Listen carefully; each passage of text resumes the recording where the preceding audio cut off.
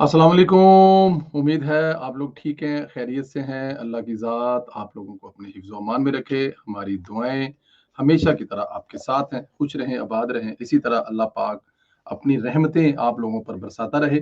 बच्चों पर आपका साया कायम रहे और आपके वालिदैन का साया आप लोगों पर कायम रहे। चैनल को ज़रूर सब्सक्राइब करें, बेल आइकन को प्रेस करें, ज़्यादा से ज़्यादा व्हाट्सएप ग्रुप पर लिंक शेयर करें, अपनी राय का इज़हार ज़रूर किया करें। जो भी आपको मौज़ू इसमें ऐसा नज़र आया जिस पे आप रिकमेंड जो करना चाहें तो ज़रूर करें। कोई सजेशन देना चाहें तो ज़रूर दें और अल्लाह पाक पाकिस्तान को सलामत रखे, ता क़यामत रखे। पाकिस्तान ज़िंदाबाद, बल्कि पाकिस्तान हमेशा हमेशा ज़िंदाबाद। दोस्तों, अब कोई ऐसा दिन नहीं होता जब यूथियों को कोई सरप्राइज़ ना मिले। सरप्राइज़ पे सरप्राइज़ मिलते रहते हैं और यूथिये एंजॉय करते रहते हैं। इस्लामाबाद हाई कोर्ट में जजेस को लाया गया था, आईनी तरीके से इनका तबादला किया गया था। इस पर पीटीआई को तकलीफ ये थी कि इनके इमरानदार कहाँ जाएंगे अगर ऐसा कुछ हो जाता है। जो इमरानदार नहीं है वो इनको किसी भी तरह से कबूल नहीं है, चाहे वो किसी जगह पे जज लगा हो, चाहे वो जर्नैल हो, चाहे वो कोई ब्यूरोक्रेट हो। मतलब कि इनको ईमानदारों के अलावा कोई और कबूल नहीं है, क्योंकि वो तो किसी ईमानदार को चीफ जस्टिस बनता हुआ देख रहे थे और उम्मीदें उम्मीदें वाबस्ता करके बैठे हुए थे कि इस्लामाबाद हाई कोर्ट में उनका कोई ईमानदार जज जो आ रहा है। अब सुप्रीम कोर्ट ने तबादले को आईनी करार दे दिया और इसके बाद आज आईनी सदर आसफ अली जरदारी ने साइन किए हैं, सरप्राइज दिया है और यूथिये जो हैं अब वो उनकी तलवारों के रुख जो हैं या उनके तीरों के रुख जो हैं वो सदर मुमलकत आसफ अली जरदारी की तरफ हैं। सदर मुमलकत आसफ अली जरदारी ने इस्लामाबाद हाई कोर्ट के जजेस की सीनियरिटी तय कर दी है। इस हवाले से वजारत कानून इंसाफ ने नोटिफिकेशन जारी किया है और नोटिफिकेशन के मुताबिक सदर ने सीनियरिटी की मंजूरी सुप्रीम कोर्ट के 19 जून के फैसले की रोशनी में दी है और नोटिफिकेशन मुताबिक सरफराज डोगर इस्लामाबाद हाई कोर्ट के सीनियर तरीन जज होंगे और जस्टिस सरफराज डोगर और 2 जजेस का इस्लामाबाद हाई कोर्ट तबादला मुस्तकिल बुनियादों पर किया गया था। सदर मुमलकत की जानब से जारी नोटिफिकेशन के मुताबिक इस्लामाबाद हाई कोर्ट में जस्टिस सरफराज डोगर पहले जस्टिस मोहतन अख्तर कियानी दूसरे सीनियर जज करार दिए गए और जस्टिस मियाँ गुल हसन औरंगजेब सीनियरिटी में तीसरे नंबर पर होंगे। जस्टिस तारिक महमूद जंगीरी सीनियरिटी में चौथे नंबर पर होंगे और जस्टिस बाबर स्टार सीनियरिटी में पांचवें और जस्टिस सरदार इजाज छठे नंबर पर होंगे। जस्टिस सरबाब ताहर सीनियरिटी में 7वें नंबर पर है और जस्टिस समन रिफत सीनियरिटी में 8वें नंबर पर, जस्टिस खादम सोमरो 9वें और जस्टिस आजम खान सीनियरिटी में 10वें, जस्टिस मोहम्मद आसफ 11वें और जस्टिस अमीन मिनहाज सीनियरिटी में सबसे आखिरी नंबर 12वें नंबर पर होंगे। अब यहाँ पे जो लड़ाई चल रही थी या यूथियों को जो एक दो तरह के यूथी हैं, एक हैं जो इमरान खान की पार्टी के यूथी हैं और एक इमरान खान की पार्टी के यूट्यूबर यूथी हैं। जो पार्टी के यूट्यूबर यूथियों जिनकी रोजी रोटी इन जजों के साथ है या इनके देखें ना, इनके जो अब बहुत सारे हमारे दोस्त ऐसे हैं यूट्यूबर जो अपने आप को सहाफ़ी भी कहते हैं और वो पसे पर्दा पाकिस्तान तहरीक इंसाफ के कारकुन भी हैं। वो बहुत सारे जजेस के साथ उन्होंने मतलब उनकी लाइन बनी हुई थी और वो देते थे कि क्या फैसला आने वाला है, किस तरह का फैसले आना है और कौन सा फैसला आएगा और उसमें क्या होगा, ये सारी चीजें वो अपने वीलॉग्स में बताया करते थे। अब इसके बाद इस फैसले के बाद आग लगी हुई है। पहले जो महसूस सीटों का मामला था उस पर पाकिस्तान तहरीक इंसाफ के जो दोस्त हैं उनको काफी तकलीफ हो रही थी और खास तौर पर वो जो यूट्यूबर हैं, फिर वही बात है, जो यूट्यूबर हैं जिनकी मतलब महीने की 60 70 लाख कमाई है, ऐसे यूट्यूबर हैं ना जो अदलिया पर बड़ा हाथ जो है वो रखते हैं। वो एक चुई टाइप है, उसकी 60 70 लाख जो है उसकी आमदन है महीने की यूट्यूब से। अब ये बात मानने वाली नहीं है ना, पाकिस्तान में बैठ के जो 70 लाख कमा रहा है वो जाहिर है जिस चीज से कमा रहा है वो जजों को गालियां देके, काजी फैसला को गालियां देके वो इसी बात पे निकालेगा। और अब उन लोगों ने इस पर भी काफी वीलो किए, काफी चीजें कमाई, लेकिन अब उसका हो कुछ नहीं सकता क्योंकि होने वाला जो है वो हो चुका है और होने को कोई टाल नहीं सकता। तो सीनियरिटी जो है वो इस बेस पे जिनको बनाया गया, अब बस उनसे दुआ की जाती है कि अल्लाह पाक उनको जो इंसाफ के जिसके लिए ये मनसब के लिए उन्हें चुना गया उसमें वो कामयाब हों। पाकिस्तान ने बहुत पहले अफगान महाजरीन को निकालने का फैसला किया था। इसके पीछे हिकमत अमली क्या थी? क्योंकि ये लोग पाकिस्तान में किसी प्रॉक्सी का जरिया बनते हैं। ईरान में भी ऐसा ही हुआ था, जहां भारतीयों ने मोसाद के लिए ईरान की जासूसी की, वहां अफगान पनाहगजीनों ने भी यही कुछ किया।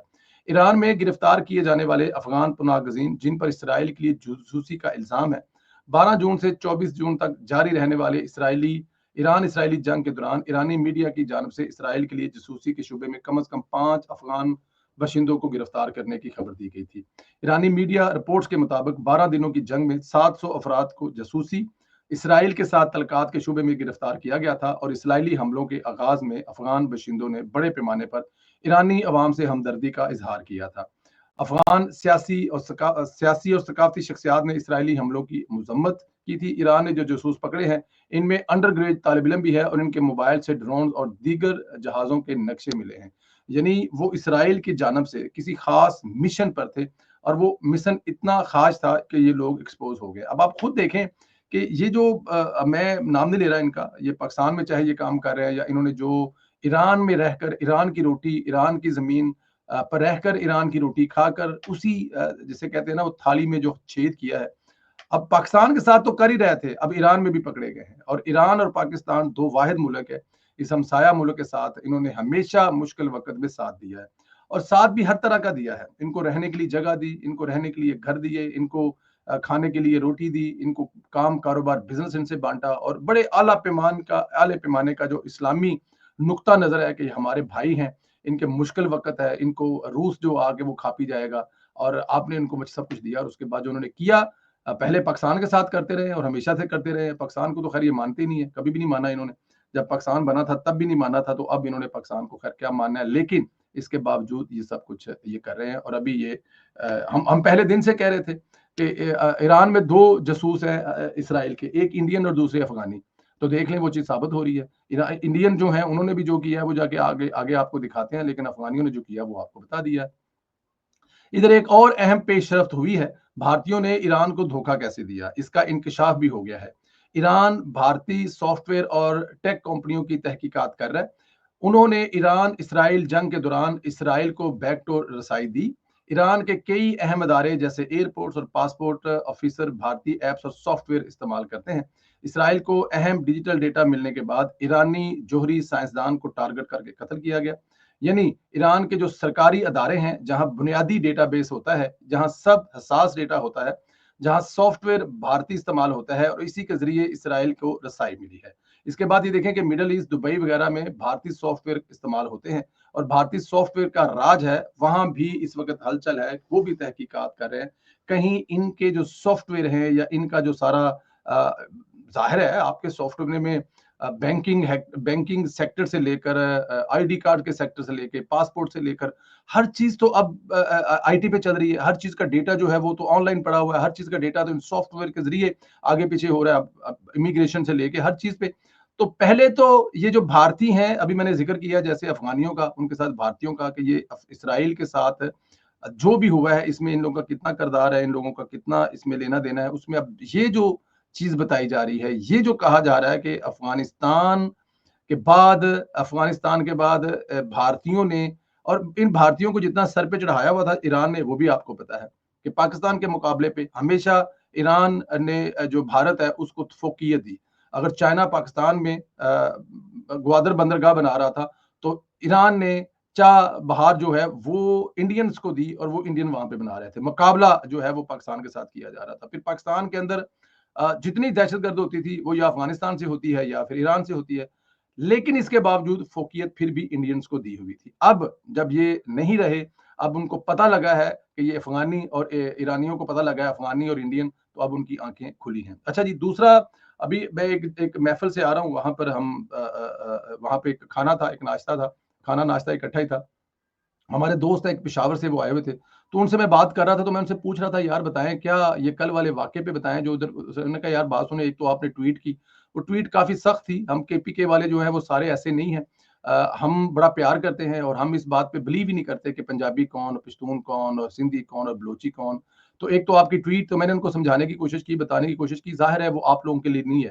یہ جن لوگوں کے لیے ہے، جن لوگوں کے لیے میں نے کی تھی، وہ آپ لوگ سمجھتے ہیں، کیونکہ ہم پنجابیوں کا جتنا بڑا دل ہے وہ آپ کو بھی پتا ہے کہ ہم پورے پاکستان کو ساتھ لے کے چل رہے ہیں. تو غصہ اس بات کا آتا ہے کہ آپ کے صوبے کو، اس صوبے کی حکومت کو اربوں روپے کا ریونیو جو ہے وہ پنجاب کے یا سندھ کے یا بلوچستان کے جو سیاح ہیں وہ دیتے ہیں. اب ظاہر ہے باہر سے تو آتے کوئی نہیں، کیونکہ آپ لوگوں کو اس حکومت کا، جو کے پی کے کی حکومت کا رویہ ہی ایسا نہیں ہے، تو وہاں پہ تو وہ دیتے کوئی نہیں. تو میری ٹویٹ جو ہے وہ ظاہر ہے حکومت کے لیے تھی. اور پھر جس طرح سے وہ کیا گیا کہ وہ 1.5 گھنٹہ وہاں پہ کھڑے رہے اور 1.5 گھنٹہ ان کے ارد گرد ایک بہت بڑا مجمع لگا ہوا، وہ سارے عام لوگ بھی تھے، وہ سارے پٹھان بھی تھے، پنجابی بھی تھے، اور بھی اس میں ہوں گے. تو دکھ اور تکلیف یہ ہے کہ پہلے تو ان کو بچایا نہیں سکا، اور پھر اس کے بعد ان کی جو ڈیڈ باڈیز ہیں ان کو صفائیوں والی. تو میں نے کہا میری ٹویٹ کا یہ تھا. اور لیکن بٹ میں نے ان سے پوچھا کہ آپ بتائیں وہاں پہ، انہوں نے کہا جناب بات یہ ہے کہ جو کے پی کے والے ایم پی ہیں نا، وہ سارے کے سارے عوام کو کسی چیز پر نہیں لکھتے.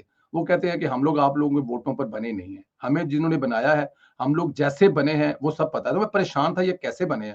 تو انہوں نے جو مجھے بات بتائی وہ انہوں نے کہا جی کے پی کے جو 90% جو ایم پی ہے نا وہ ووٹ لے کر یا وہ ایسے نہیں آئے, وہ سارے کے سارے 25-25-30 کروڑ روپیہ دے کر, جنہوں کا انہوں نے نام لیا ان کا میں نام تو نہیں لوں گا, تو وہ یہ پورے کا پورا جو کے پی کے کا الیکشن ہے جو 90 سیٹیں اس میں سے 15-20 سیٹیں بھی جنون نہیں ہیں, یہ ساری کی ساری 25-25-30 کروڑ روپے دے کر جو ہے وہ یہ سیٹیں خریدی ہوئی ہیں.